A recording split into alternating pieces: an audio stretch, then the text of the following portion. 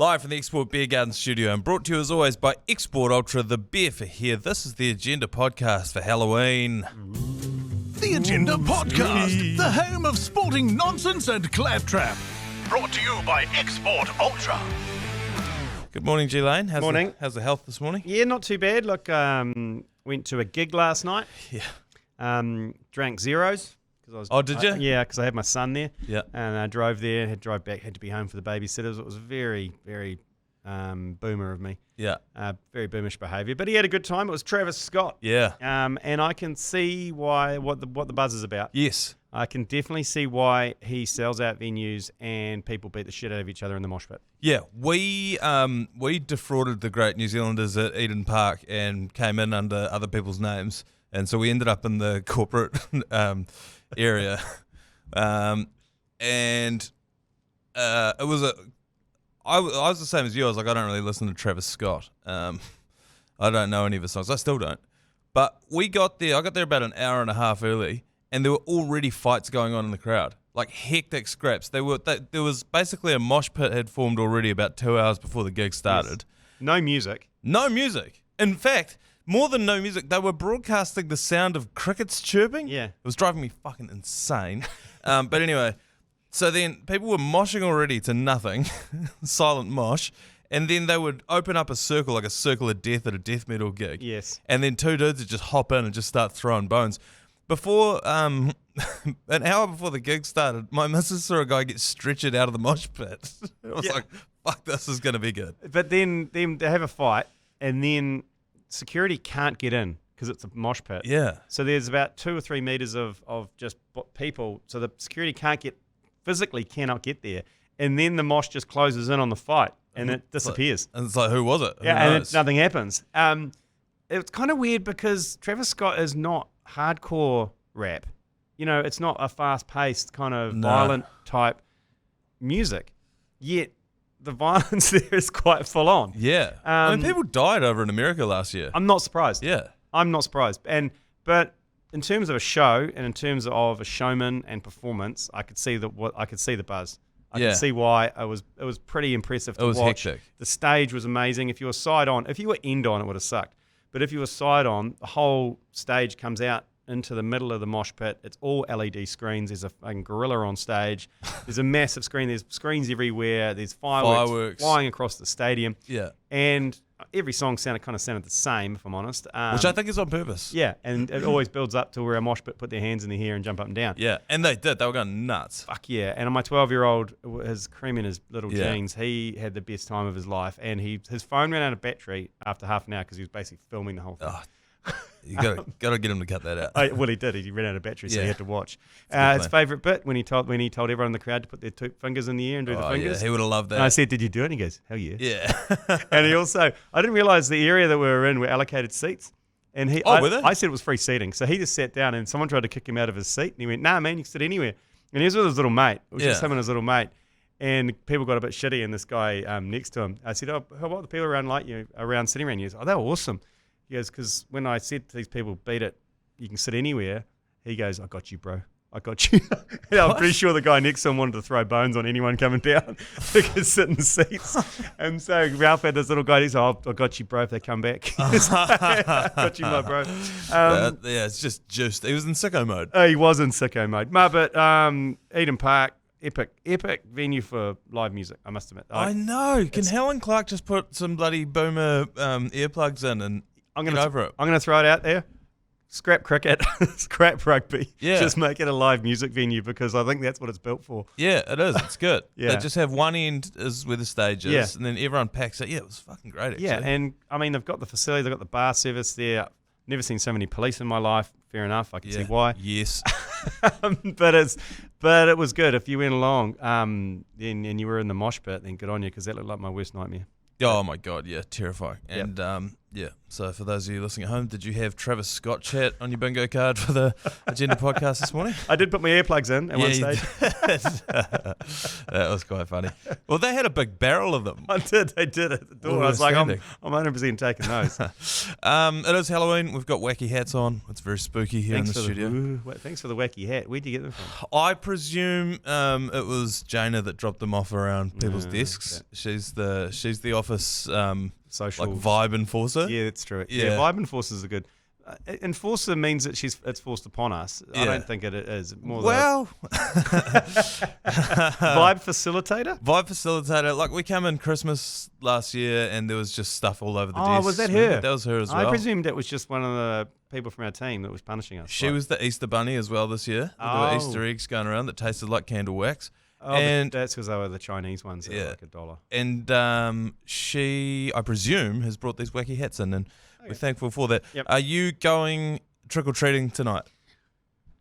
Yes. Yeah. I am. I got 3 kids. The 12-year-old is on the verge, and I did say to him, look, you're on the verge of not going trick-or-treating because any teenagers come to my house, I tell them to fuck off. It's especially one guy turned up last year with just a road cone on his head.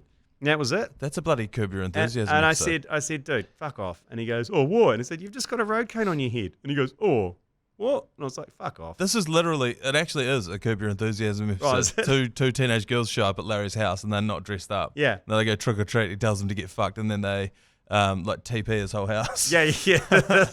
That's the risk, obviously. But it is quite nice. It's a good community kind of event in our area anyway. Because you only go to houses that have got shit on it, like cobwebs and shit. As a rule, yeah. As a rule. So you don't really go anywhere else. And so the people who are into it. People who aren't, lock their doors and put a sign up saying no one's home or whatever. That's me. Yeah.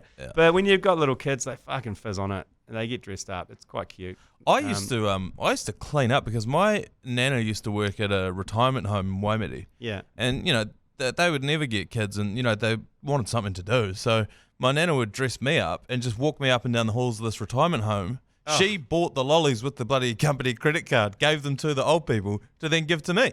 That's one of the biggest rorts I've ever heard. I know. That is like... It's fucking great. It's genius. It is. It is fucking genius, because then they feel like they've celebrated Halloween. Yes. You've got a fucking massive bucket of lollies. That's right. Yeah. It was brilliant. I probably pushed it for a year or two too long. When you were 21, going up and down the hallway, started to get a bit creepy. Yeah, it is. One of the great traditions of Halloween for any parents who listen to this podcast is the great lolly sieve that goes on at about 10 o'clock that night. So all the kids eventually go to bed, and then you get all their buckets and you steal them out of their room and you empty it out and you get rid of all the shit Chinese fucking lollies in there. You scrape off a few nice like mini crunchies for yourself. Yeah. You divide it by a third, really, as you get rid of all the shit stuff that people give your kids. Yeah. And then you drill it down, and then you put it back where you found it, and little fuckers don't know the difference. They got no idea. No idea that you got yourself a Kit Kat Chunky. Yeah, I got a Kit Kat Chunky, and I've scraped off at least 4 cups of sugar out of their bucket. Yeah. And then none the wiser. But that's a tradition as a parent to do that. Yeah. I forgot last year that it was Halloween, and it was my first year in our new house, and there's like glass in the door, there's glass panels so you can see through it, but I forgot it was Halloween, and I look over at the door and there's just a scream mask poking through the thing. I was like, ah! Yeah, there's a lot of that. With Halloween, it's like Guy Fawkes. On Guy Fawkes, I always think if you're going to shoot someone, do it on Guy Fawkes, because no one's going to call the cops. If you're a pedophile, Halloween is an absolute smorgasbord. And that's why I recommend parents walk around with your kids, even shadow them from behind if they don't want to go with you, because those fuckers, that's pretty much taking candy from a baby. Hiding in plain sight, yeah. Literally. They are hiding in plain sight. There's probably people walking around dressed as a pedophile. Classic a pedophile. He's actually a pedophile. I didn't have pedophile chat on my bingo card. Well, there you go. I'm going to move us along. Okay. Nick Kyrgios went on the Louis Theroux podcast yesterday. You probably saw the story by now, but we've got the audio. He reckons that we didn't build the pyramids. Here's what he said. You don't think the pyramids were built by humans? No, I don't. Impossible. Do you? Definitely. How? So? Well, as opposed to who? I mean, I just think they rolled huge blocks around on logs. That's right? insanity. The fact that, how's that possible? They got every measurement correct and they're all aligned. And they did it with rolling large stones on logs is an insane statement. Why are the doors so big? Like, what? Who needs to walk through the doors if they're that big? I don't know. I don't know who it was. I just don't think that we were capable. It's 2024, and there's like we can't even all get along. And you think that we built the pyramids? You're insane. So, okay, is he suggesting, because the doors are so big, is he suggesting giants built it? Yeah. Or aliens. Or the aliens. Giant that are bigger than aliens. us. I gotta be honest, our studio door is fucking preposterously tall. That is about almost a 3 meter high door. It's built by giants. Who built this studio, Lane? I don't know. Who built this? No idea, because look how high the ceiling is. Yeah. No one needs a That's ceiling right. that high. You're gonna tell me that it was just a local construction company in Auckland? That's insane. It's insanity. That's insanity. We can't even go have a beer. How can we can we build this room? Yeah, that's right. We can't organise a piss up, so how could we possibly? I'm going to listen to. I've listened to a few of the Louis Theroux podcasts. They're great because they're just like his TV shows. Yeah. Where he asks straight questions with a straight voice. Yeah. And people just give ludicrous answers. Yeah, he gives people enough rope to hang themselves with that. Yeah, and he like the fact he goes, of course they built it, and he goes, but he must have been sitting there going, oh, this is gold. This guy's fucking crazy. This is brilliant. He went on to ask him about the moon landing, and he Oh, was just shit. like, I'm not sure. I don't think they did land on the moon. And then- COVID? Did he go down the COVID He route? didn't go COVID, but he did go, do you think the Earth is flat or round? Oh my And he goes, again, I don't know. If I had to guess, I would say round. Do you think he just basically, Louis Theroux was just on the fly. As soon as he found out that he didn't think the pyramids are real, he was like, right, I'm going every conspiracy theory to moon see. landing. Yeah, everything. Flat Earth, the Yeah, whole thing. Yeah, to see how crazy he is. The moon landing one, if they didn't land on the moon, why would the Russians have been like, oh, God damn it, you guys beat us? You know, if the Russians had any inkling that the Americans didn't land on the moon. They would 100%. There would have been, someone would have found the set. Someone would have, you're That's right. right. Why would they have just been like, God damn it, they beat us? If they had any inkling that it could have been faked, I don't know. That one's ridiculous. I hate when people say, first of all, just because Nick Kyrgios can't wrap his head around it doesn't mean aliens built it. And second of all, I hate when they say that we don't know how they built it or it couldn't have been built or blah, blah, blah. You get any construction company with a couple of cranes and a bulldozer, they could make the pyramids tomorrow, I reckon.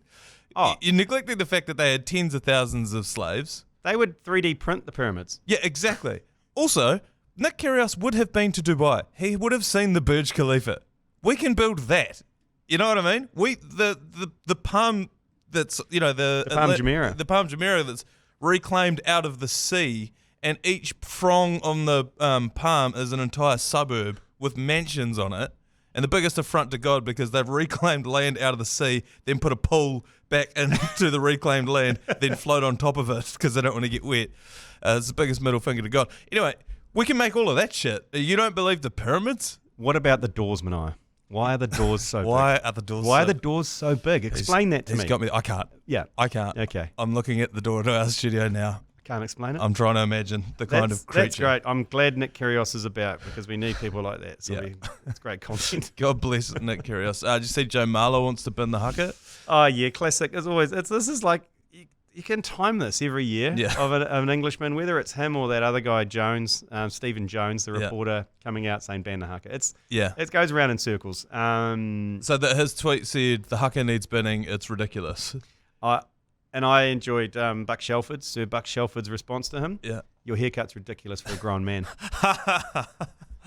Joe Marler, not as big as I thought he would have been when I saw him live and in the flesh down there in Dunedin. Yeah, same actually, because I think his head looks big and his haircut looks crazy, but he's not overly as giant. He's not bebop and rocksteady as I thought he was. No, we had... On another flight we were on, we had Nepo Laulala couldn't walk. Oh my God. Could not walk. Could barely fit down the aisle sideways. Well, it was worse when he was sideways. I think frontways, he kind of needs to just put his arms up in the air. Yeah. And then, Whereas Joe Marler, he fit on there. Even Ofa Tonga Fussies a oh my God. monster as well. Angus Tarvale, he's on Game of Two Halves tonight. He is a monster too. And he's like, you forget, because you look at a prop on the rugby field and you're like, oh yeah, it's a short, fat dude. No, he's like 6'4". Yeah. These guys are enormous. But anyway, he came out today and said, oh yeah, it was just all a bit of fun. I think it's like when we post that Coley meme. Yeah, yes. Like we know we're going to get a reaction out of this, and it's just fun. So true. Like we laugh at all the Indian fans who get triggered. Yeah. But that triggers Kiwis like nothing else. Is when you have a go at the Haka. Yeah. And I saw some good retorts from English fans. They were like, "You guys should just do it when you're at home. This should be a home game thing." Yeah. I kind of agree with that, but also Yeah. But then you go to places like Ireland and Canada and Japan, they fucking love it. yeah. Oh, for sure. But the other thing is, like we've always said, if you don't like it or you don't know how to react or respond to it, come up with your own thing. Sing Waltzing Matilda. Sing through the whole thing. Play fucking, who was that South African DJ that played through the yes. Sister Anne or something like that? Well, there's that famous time that the Australian team lined up and David Campese was just back in the 22 doing up and unders to himself. Yeah. I loved that. Yeah. But he also got his head taken off that game. Yeah, look. But that's all part of it. Yeah, and then there was the time Adds to the it. Australian team just carried their warm-up on and they got beaten 45-0 or something in Wellington. Didn't they make the All Blacks do the Haka in the shed? That was in Wales. Wales? So Wales, which is fair enough, Wales said you can do your Haka before the anthems. Yeah. And they went, get fucked. We'll do it in the shed. And they did. And then thumped them. Yeah. Yeah. But I like all of this stuff. Like I liked when they played music over the top of it. I liked when they did the flyover over the top of it. They were all singing. Yeah. It all adds to it. Totally does. And if it fires up the All Blacks even more, then good on you. And if make it interesting. And if it fires your team up, and I've said one of my half-baked sports ideas was because that wears off after the first 5-10 minutes, the adrenaline rush of the Haka. So my half-baked sports idea was halftime Haka to get the ball, because you need it more in the second half. That's really true, actually. And it would terrify the other team, because if they were waiting for the Haka and it didn't happen, they're like, what the fuck? They didn't do it. They don't need it. Then they're in the changing rooms at half time. They're like getting G'd up. They come running out, and as they're coming out the tunnel, oh shit, here's the All Blacks. They're doing the Haka now. Or they do the Haka down the tunnel as the other team are coming out. Exactly. Either side of the tunnel. God, he did. Get the piss out of them. Like, But I'm also concerned for people's voices as well, because I remember Cody Taylor led the Haka, and he nearly blew a voice box at the start, and he's crucial for the line-out calls and everything else. And so I'm a bit worried for him when he goes, but it looked like he was going to blow a fufu at one of his ones. Speaking of Hakas, it was quite funny watching the Kiwis one last week. They had Phoenix Crossland, who moved to Australia at 10, and for all I didn't know he was a Kiwi. Parked right at the back. Well, I mean, look, we all know that the skinny white dudes are always at the back. That's a rule. I mean, Finlay Christie's a prime example. You won't see him at the front of the arrow. Brody Retallick, they'll sneak him back there. Yeah, a few props always snuck at the back there as well. I remember people, like Craig Dowd would always be sniffing around the back there. Craig Dude. So, well, that's a unwritten rule, isn't it? Yeah. Unless, I mean, Ali Williams was always at the front. Oh, yeah, no, there's a few dudes that can... But he's a big man, and he enjoyed throwing a huge pukana out as well. That's right. Yeah. That's a vibe thing. Yeah. Did you say Ben Stokes got robbed? Yes, I saw that. That's mildly terrifying, because you spend a lot, as a cricketer, probably, and there's no exaggeration, 80% of the year away from home. Yeah. Away from your family, your wife, your kids, or whatever. Yeah. This is worst case scenario. He's in Pakistan. Yeah. And his house gets robbed with his kids and his wife in it. It's terrifying. So, Masked robbers come in, sneak around the house, pinch all his shit, and leave. Yeah. And he's got a whole lot of kind of shit stolen. That weird shit to steal is OBE medal. An England cricket ring. Yeah. They got rings. I didn't know that. And a necklace with a lion, including the words, "Some may be better, but none will be braver," which is a line Jack Leach said to the English team in 2022 that became something of a team mantra. Have you heard that mantra before? No, I haven't. But Jack Leach, I was always wondered why he was in the team, because he's an odd-looking rooster, very injury-prone, terrible batsman. I'd almost throw him into the he's not a spinner category as well, to a degree. But it looks like he is the vibe guy. Yeah. If he's giving a speech like that in the changing room as someone like him, then obviously he was in there for his vibe. Gotta be honest, I don't know if I'd be taking that from Jack Leach. I'd be like, all right, mate. Okay, mate. So this guy, if you haven't seen him, God, how would you describe him? He's bald. He's got glasses. Yes, and he injured himself, I remember, quite hilariously in a test match in Lords when he jumped over the boundary rope and injured his shoulder in the most ungainly fashion. He's not an athlete. No, he's not an athlete, but he's a character though, and he was famously part of that partnership with Ben Stokes. Yeah. To win one of the Ashes tests where he's just like a barnacle at one end and couldn't get out. But and Ben Stokes, he's in New Zealand right now. Oh, is he? Visiting. He's staying with his mum, So you could, Debbie, down in Christchurch. yeah, right. Shout out to Debbie. Shout out Debbie, love you. You could probably do his house over then again. He probably could because I think his family are here as well. Oh, okay, so well, now be the time to do it. Getting ready for the 3 test matches starting in about 4 weeks' time. Is the whole team here? Or No, just Ben Stokes, I think. He's just over here. a classic extended work trip if you've got family in the town. Yeah, That's absolutely. Exactly what it's done. Yeah. And just finally, did you see that? Actually, I know you saw it because I saw it at the same time you did. The Yankees fan who ripped the ball out of Mookie Betts' hand. So he's going up for the catch. Yes. Into the stands, where they hit the boards, the iconic catch. And as he's catching it, a guy tries to rip the ball out of his hand. Well, he not tried. He did. He did. But he jumped up. I saw the slow motion replay. Have you seen the angle where he jumps up? And it looks like another fan grabs his arm and suspends him off the ground. Yes. While the other dude, like a filthy little thief, digs into his mitt and just rips the ball out. And I was saying to Joe Jury, because I don't know a lot of the rules about baseball. I was like, is that a foul ball? Is it out? Is it replay? And they said, no, it's foul ball. Oh, is it? Yeah, it's just a foul ball. Nothing happened. And then the guy got ejected, but it's like... He's been banned now as well. But he prevented an out. Oh, surely you go back and go, he caught it, and the fucking fan, it's out. Also, what the fuck is that fan doing? You're there to watch the game. That's why the Yankees suck. Yeah, well, this is the ridiculous thing about baseball. Remember that guy caught one, was it Otani's 150 or something, some sort of memorial ball, and he caught it, and the club offered to buy it back for $300,000, and he said no. No, well, he's recently sold it for a few mil. That's ridiculous. I know. I don't know. I don't believe that Joe Jury may have got that right or wrong. Maybe they did call it out, or they called it as a dead ball. I don't know. I don't know. But it is an outrageous thing to do. It's kind of like, I'm trying to think of the equivalent in cricket, would be if a fan ran on and stopped a 6, like caught it one-handed and threw it back in, then jumped back in the crowd. Yeah, that's exactly What is that?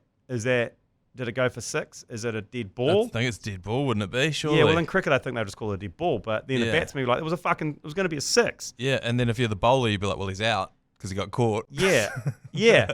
Even though it wasn't our player. Or is it a fan interfering with a player just about to catch a 6, and someone from the crowd comes and pushes him over, and the batsman goes, "Well, he dropped it." That'll be it. Yeah. Yeah.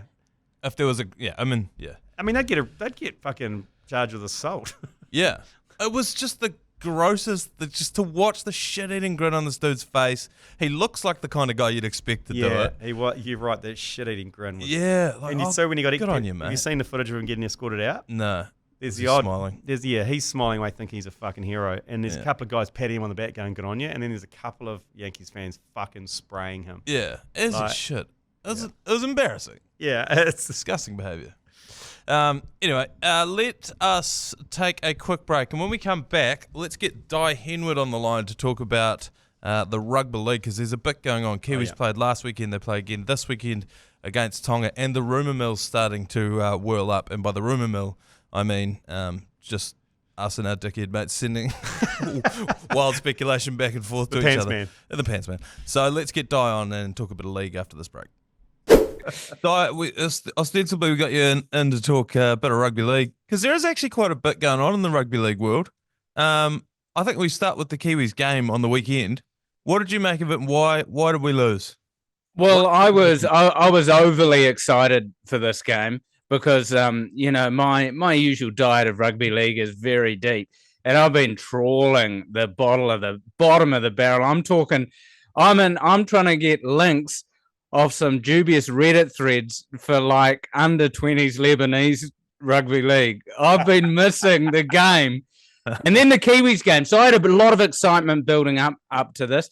I was always a bit nervous. Both sides were missing quite a lot of teams and quite a lot of players. And I thought we acquitted ourselves pretty well. Keanu Kinney at the back looked pretty electric on attack, but he struggled a bit in defence. And I wondered whether the first 2 tries that were let in by Aussie would have been defended by CNK, who I thought Chance did a pretty good job in the half. Crazy seeing Pita Hiku there. They're back from the Super League, eh? Yeah, this is the first time we've had someone back from Super League in like years. I've got to take on Keanu Kenny.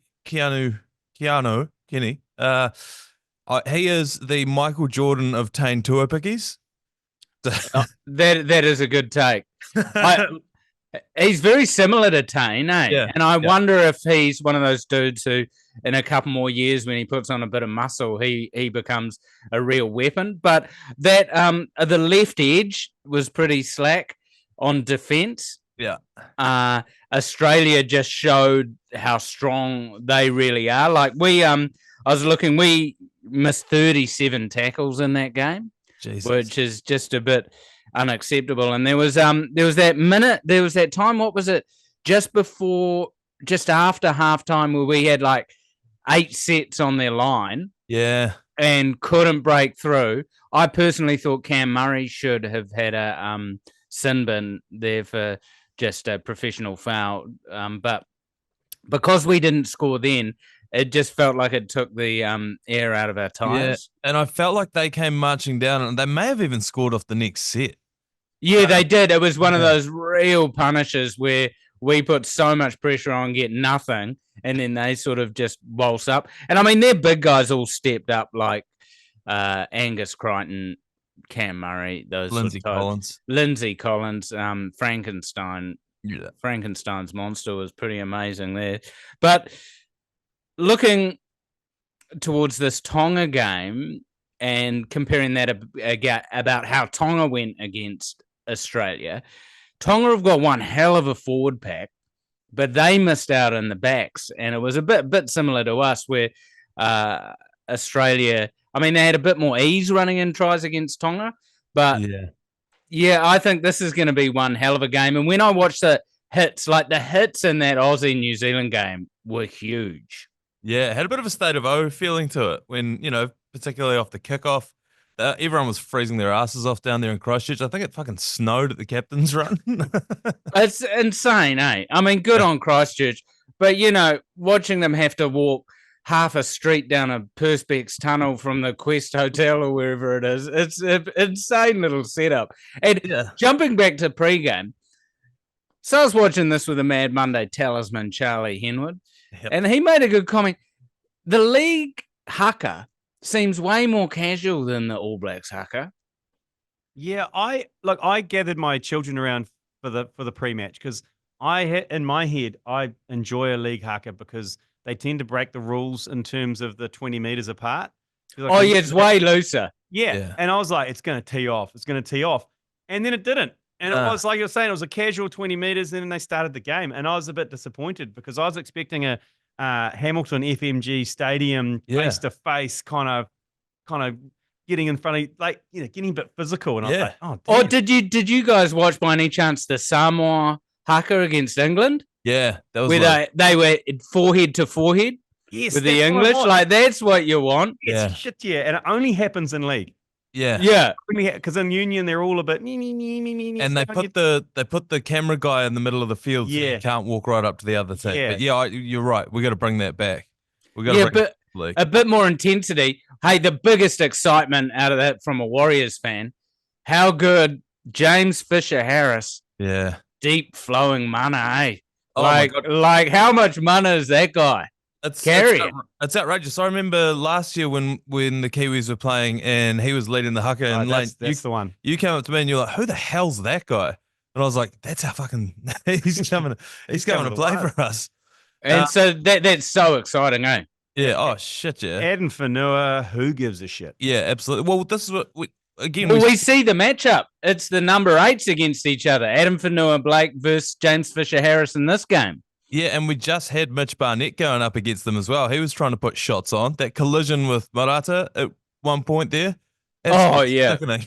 Look, I mean, he's Mitch Barnett for us, but he's just bitch hairnet when he's playing for Aussie. He's got nothing, mate. Jermaine Asako, I'm very amped with. That's a good matchup. Jermaine Asako and Daniel Tupou, I believe he's in the number 2, although he'll be marking Sione Katoa. And where I think we've got it over Tonga is in the halves. Like you've got Sean Johnson against Is it Asaya Katoa? And then the old ex-warrior, Lola here. Yeah. Back from the Super League. He is the Tongan keg. Where did they dredge him up from? I reckon he's a real barrel on legs. He's one of the, you see those dudes who go to England, Connie Harrell got a bit of it, where you can see they're really leaning into the pub culture. Like Yorkshire puddings. I remember when I was over there, I put on 10 kegs, I reckon, in a couple of weeks, 3 weeks maybe. The Heathrow injection. You get that? Oh, harder. You just, and I look like one of those little, what are those Yorkshire puddings, eh? Yeah. Just full of nothing, but look quite plump. I saw the Mad Monday group chat's firing up, Di. There's some rumours flying around. What are you hearing? Look, when I say rumours, it's the notorious Pants Man who's moved from pesting NRL stars. Now I see he's with vaguely, massively high-calorie individuals who are TikTok influencers, that Bosch guy. Oh, yeah. He's with him. He is the Pants Man. So let's take this with a grain of salt, but I think he has been sniffing out round Penrose. And he said Tanner Boyd was spotted out at Warriors HQ, who, if we're looking for a highly average signing, then he's the man. I'm not. It doesn't bring that much excitement to me because we let people go like Josh Curran and that.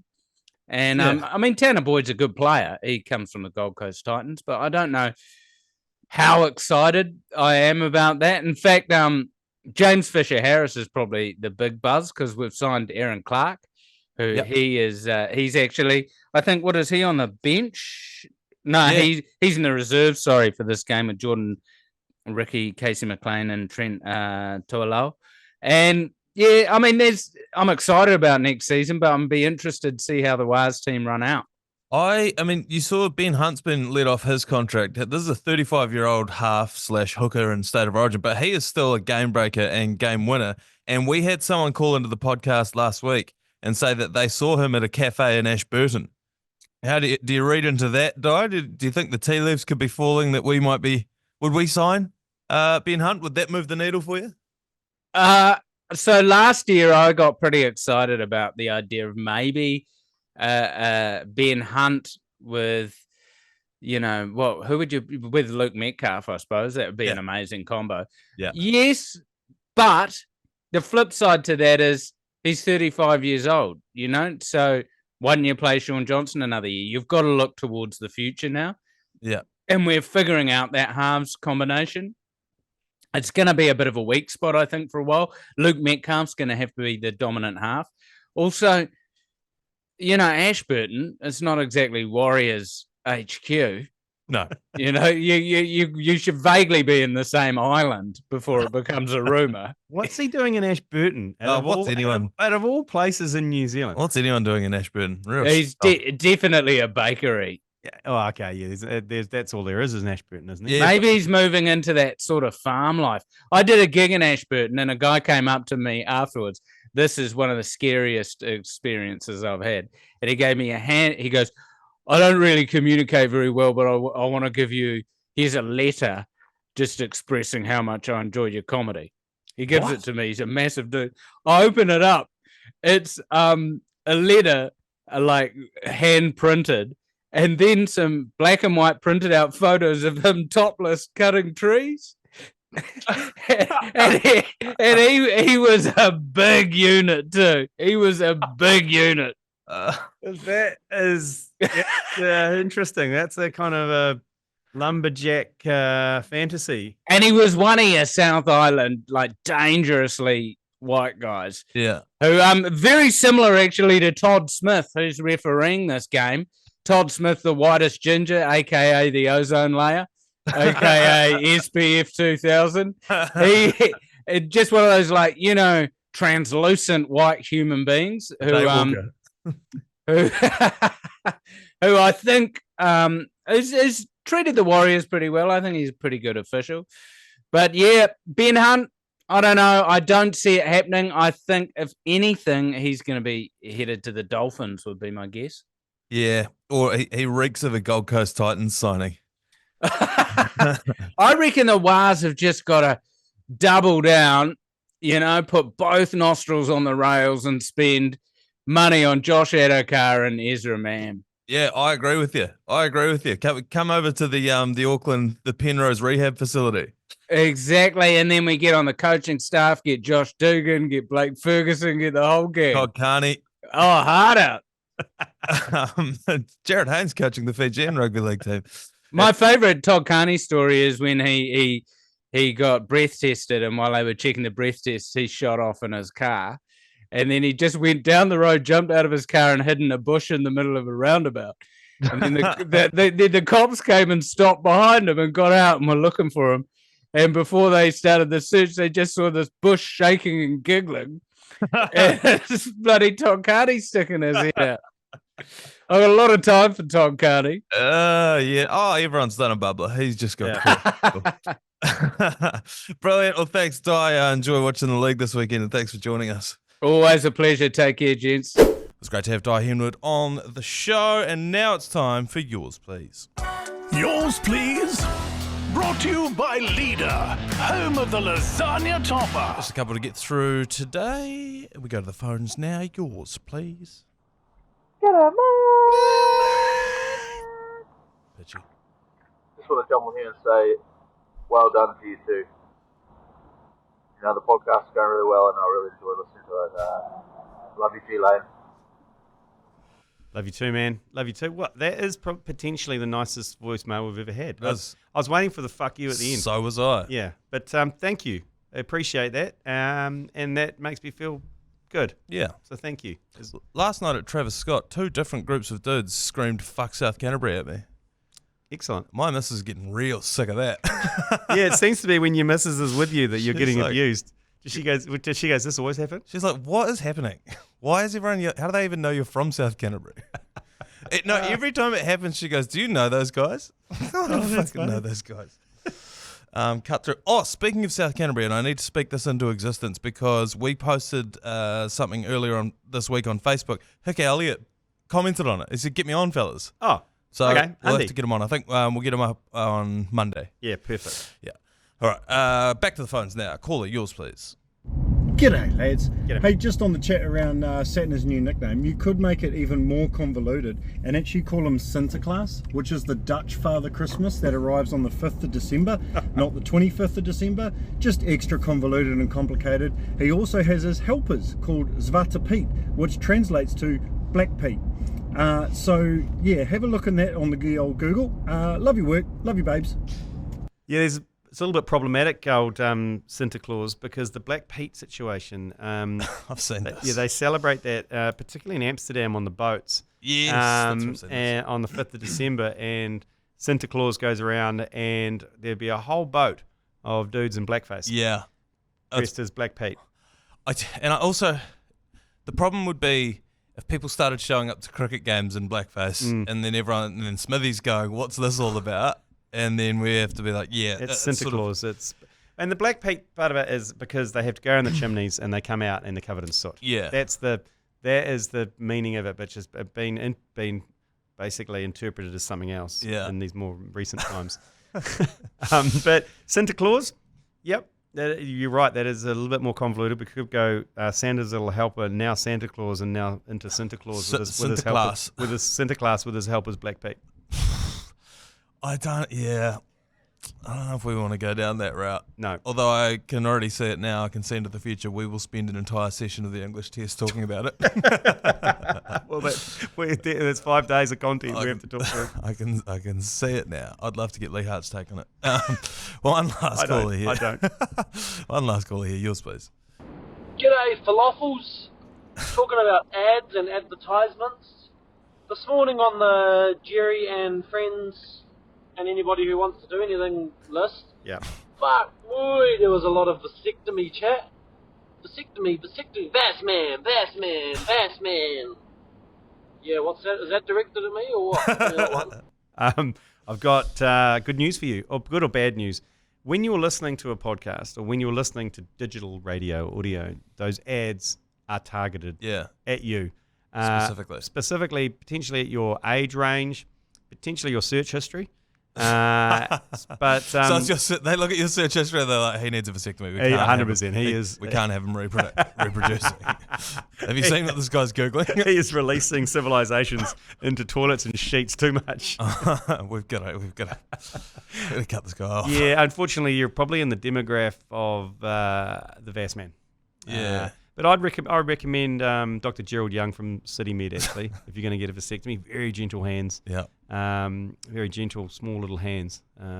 Gerald Young. Small hands? Yeah. At City Med. Yeah. And you can just do it at your lunch break because it's in the city if you're in Auckland. You can do it while commentating a cricket game. Yes. Yeah, indeed. He did that for me as well. Didn't he basically start commentating the cricket game? He did. He started commentating, but he also started cracking jokes as well in the middle of my vasectomy. He said, because I didn't have any anaesthetic because I was... He did say that if I give you too much, you're not going to remember what you're saying. So do you want that? And I said, oh, shit, no. I'm going to say something terrible. So I declined. As opposed to... even more terrible. Jeez, I'd hate to say something shocking while I'm getting my nuts operated on a broadcast. And he basically got rid of the left vas deferens and cauterized it. And he goes, it's the left stump removed. And he goes, I'll just bypass the middle stump. And I'm like, yeah, leave the jokes with me. God bless him. All right, let's knock this thing on the head for today. That is a Thursday edition of the Agenda Podcast. We'll be back with James McConey tomorrow for a Friday edition of the Agenda Podcast. You've been listening to the ACC's Agenda Podcast, brought to you by Export Ultra. For more episodes, like and follow on iHeartradio or wherever you get your podcasts.